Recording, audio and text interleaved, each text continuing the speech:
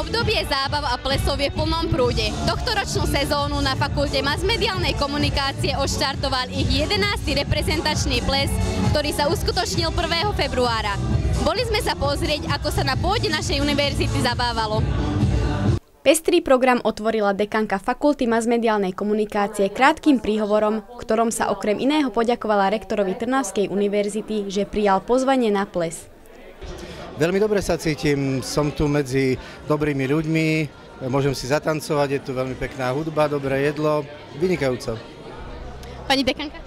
Ja som nesmierne šťastná, že tento ples, tak ako teraz ja symbolicky spájam týchto dvoch pánov rektorov, tak aj tento ples je jedným z podujatí, kde sa Trnavské univerzity stretnú a je znakom toho, že nie sú si súperom alebo konkurenciou, ale naopak, že vedia spolupracovať. Nezabudla vyzdvihnúť prácu hlavných organizátorov podujatia, tajomníčky Tatiany Podmakovej, oddelenia vedy a výskumu a dekanátu. O tanečnú inšpiráciu sa postarali Zdeno Plesák s partnerkou, ktorí predviedli divákom niekoľko lekcií spoločenského tanca.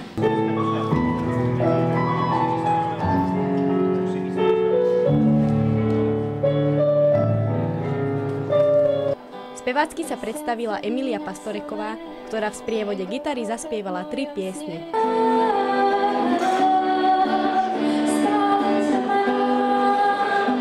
Ľudovú kultúru na plese oživila skupina Technik svojim hudobno-tanečným vystúpením.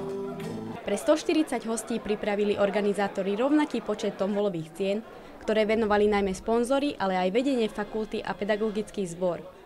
Prvých 5 udelených cien predstavovali lákavé víkendové pobyty. Špeciálnu výhru v podobe televízora si odniesol inžinier Gabriel Kubál.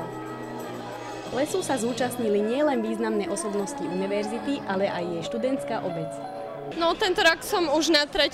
ročníku plesu a páči sa mi to celkom.